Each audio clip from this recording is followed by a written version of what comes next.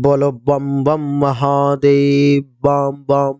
देवी और सज्जनों, आज के इस वीडियो में मैं राजा मिश्रा चर्चा करने जा रहा हूँ मासिक राशि फल के बारे में।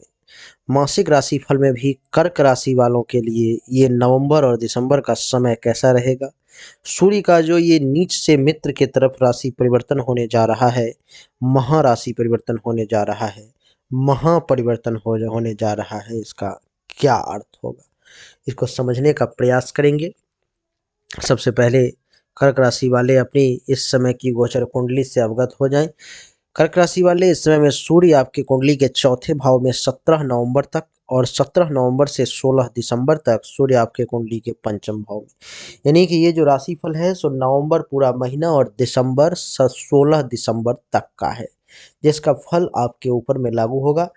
सभी ग्रहों का जब फलादेश करता हूं तो वीडियो काफ़ी लंबी हो जाती है, इसलिए सभी ग्रहों का पार्ट बाय पार्ट थोड़ा थोड़ा वीडियो में 10 मिनट 15 मिनट के वीडियो में मैं आपको एक एक करके बताऊंगा, जिससे कि आपको भी सुनने में मजा आए और आप भी जो है सो बोर फील ना कर पाए। देवी और सज्जनों, बहुत सारे लोगों का कहना होता है कि गुरुदेव, राशिफल में जो अच्छी अच्छी घटनाएं होती हैं उसमें से बहुत सारी घटनाएं हमारे साथ नहीं होती, अथवा यूँ कहूँ तो अच्छी घटनाएं तो हमारे साथ कम ही होती हैं और जो बुरी घटनाएं होती हैं वो हमारे साथ बहुत ज़्यादा होती है। ऐसा क्यों होता है गुरुदेव?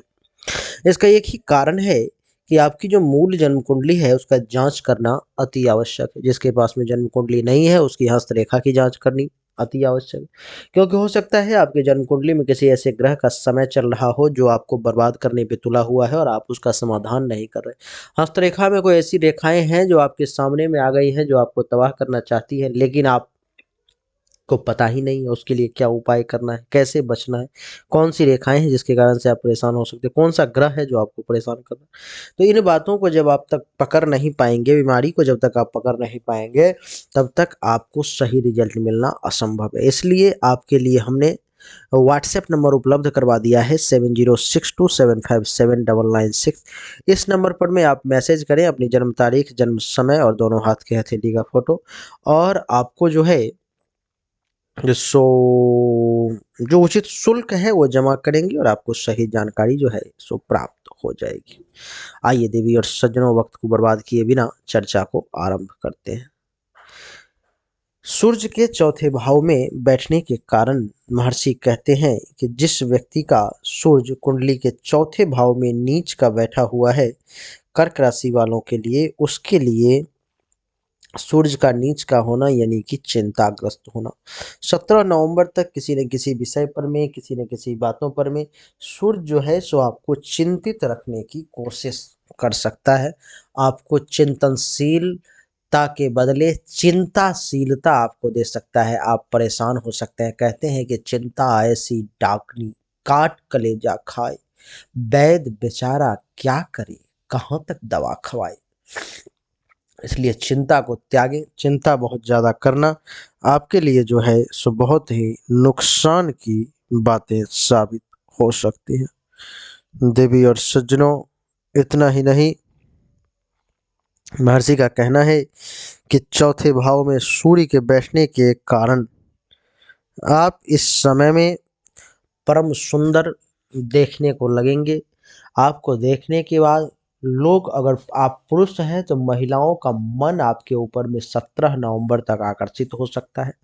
अगर आप महिला हैं, स्त्री वर्ग में हैं, तो आपको मैं बता दूं कि जो पुरुष वर्ग के लोग होंगे उनका मन आपकी तरफ आकर्षित हो सकता है। यानी कि शरीर आपका जो है, चेहरा आपका जो है, बदन आपका जो है सो परम सुंदर इस समय में बहुत ही अच्छा देखने को मिलेगा।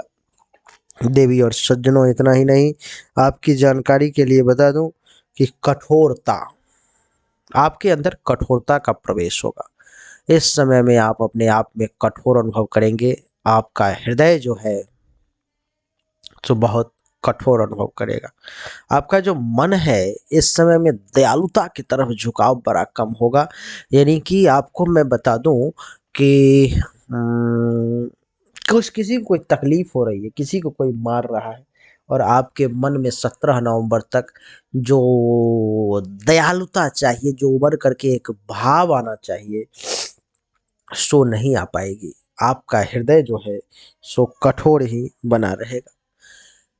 यहाँ पर मैं देवी और सज्जनों, नीच के सूरज के बैठने के कारण 17 नवंबर तक महर्षि कहते हैं कि आपके हाथों से आपके द्वारा पितृधन नाशक योग बन रहा है। पिता के द्वारा जो कमाया हुआ दौलत है, पिता के द्वारा जो कमाई हुई संपत्ति है, उससे आपका नुकसान हो सकता है। उससे जो है सो आपका नुकसान अर्थात ये कि आप ही के द्वारा आप ही के पिता की संपत्ति में से धन का नाश हो सकता है, पैसा बर्बाद हो सकता है, जो कि ठीक नहीं है। तो 17 नवंबर तक इस बात को विशेष ध्यान में रखें कि किसी भी प्रकार से पिता की संपत्ति को लूटने नहीं देना है, बर्बाद नहीं होने देना है। आपको इस बात का भी विशेष ध्यान रखना होगा कि चौथे भाव में सूर्य नीच का है, तो भाइयों से बैर ना हो।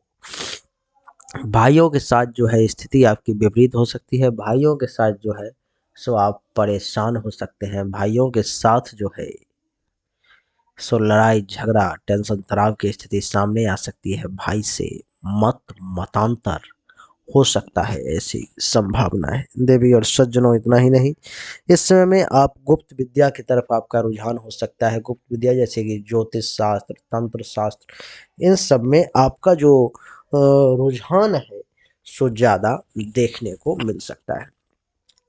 क्यों? क्योंकि सूर्य जो है सो चौथे भाव में यहाँ पर में तुला राशि में नीच का बैठा हुआ है। कब तक? तो 17 नवंबर तक। देवी और सज्जनों, इतना ही नहीं, 17 नवंबर तक सूर्य के नीच के बैठने के कारण आपको इस समय में वाहन सुख में कमी आ सकती है।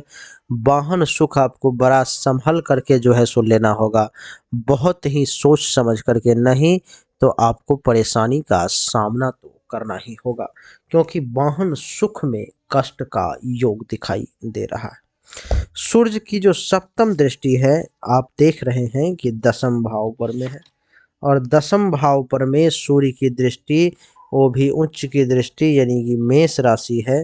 तो उसका क्या परिणाम होगा? तो महर्षि कहते हैं कि दसम भाव पर में जब पूर्ण दृष्टि से सूर्य देखता है तो राजाओं के द्वारा मान सम्मान मिलता है, बड़े लोगों से मान सम्मान की प्राप्ति होती है। धन के प्राप्ति का भी आपको विशेष योग जो है सो बनता है, आप धनी भी कहलाते हैं। माता के लिए थोड़ा सा ये समय विपरीत साबित हो सकता है। और आपको मैं बता दूं कि क्योंकि उच्च राशि का सूर्य है, तो माता, वाहन, धन, इन सब का आपको पूर्ण सुख प्राप्ति का योग है। माता से भी पूरा लाभ आपको मिलेगा, भले ही माता को हेल्थ वाइज कुछ इशू आ जाए। धन का पूरा लाभ मिलेगा और वाहन का भी पूरा लाभ मिलेगा आपको। हर मामले में सूर्य का रिजल्ट 17 नवंबर तक अच्छा है, कुछ चीज़ों को छोड़ करके। देवी और सज्जनों, 17 नवंबर के बाद जब सूर्य आपके कुंडली के पंचम भाव में आएंगे, पंचम भाव में जब सूर्य आएंगे यहाँ पर में, तो क्या होगा? 17 नवंबर से 16 दिसंबर तक, 17 नवंबर से 16 दिसंबर तक सूर्य के पंचम भाव में आने के कारण, सूर्य के पंचम भाव में आने के कारण देवी और सज्जनों, महर्षि कहते हैं कि इस समय में आपको हेल्थ वाइज कुछ इशू परेशान कर सकती है।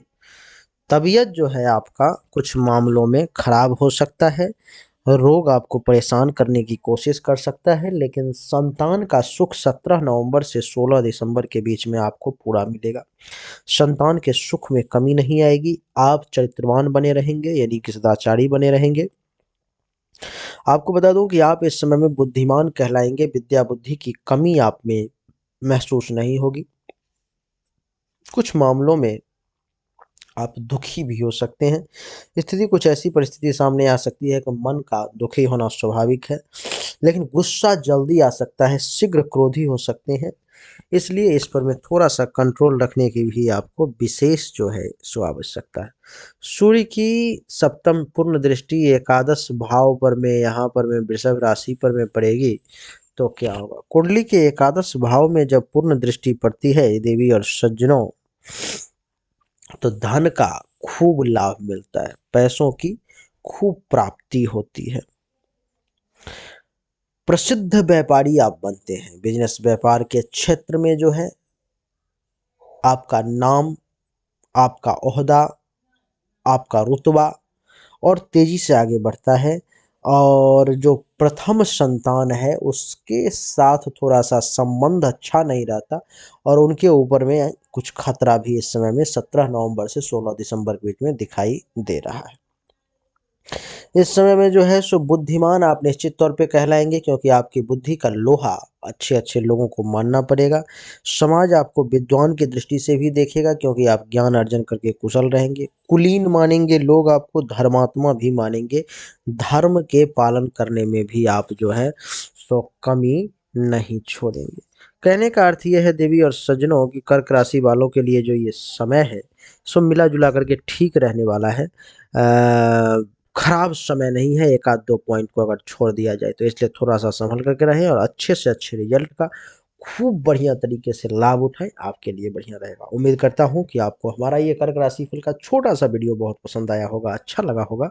अगर आपको अच्छा लगा, पसंद आया तो इस वीडियो को लाइक करें, शेयर करें, चैनल को सब्सक्राइब करके इसके बेल आइकन के बटन को दबाएं।